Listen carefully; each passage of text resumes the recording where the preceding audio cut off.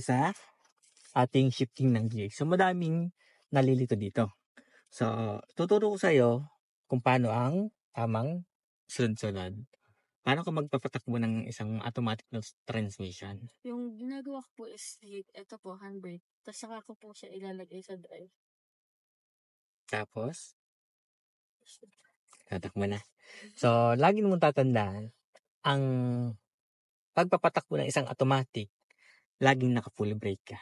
Yes po, naka-full brake. Yes, hindi mo siya kaya nasisira ang transmission kasi nag-shift ng gear ay natakbo ng konti. So, yun ang pinakawag na wag mong gagawin. Kaya full brake ka, Full brake. lagi mo sa drive, pwede yung diretso na yan. And release ang handbrake. Tanggalin, no? Okay. Sunod, 1, 2, 3. Kapag naman ikaw ay magpa-park, Ito po muna. gawin no. Then, handbrake.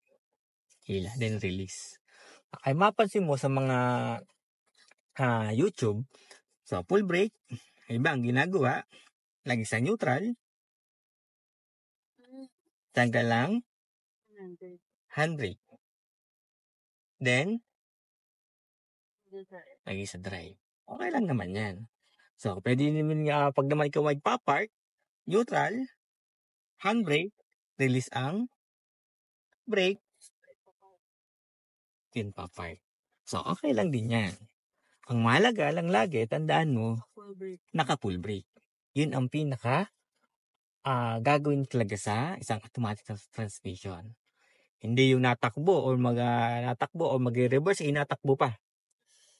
Kaya dapat full stop talaga. Naka-full brake ka talaga. Bago ka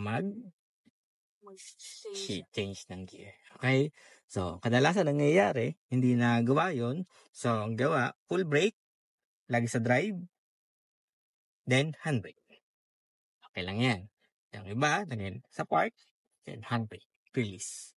Nasa na yan. So, basta tandaan mo, hindi yung natakbo. Okay?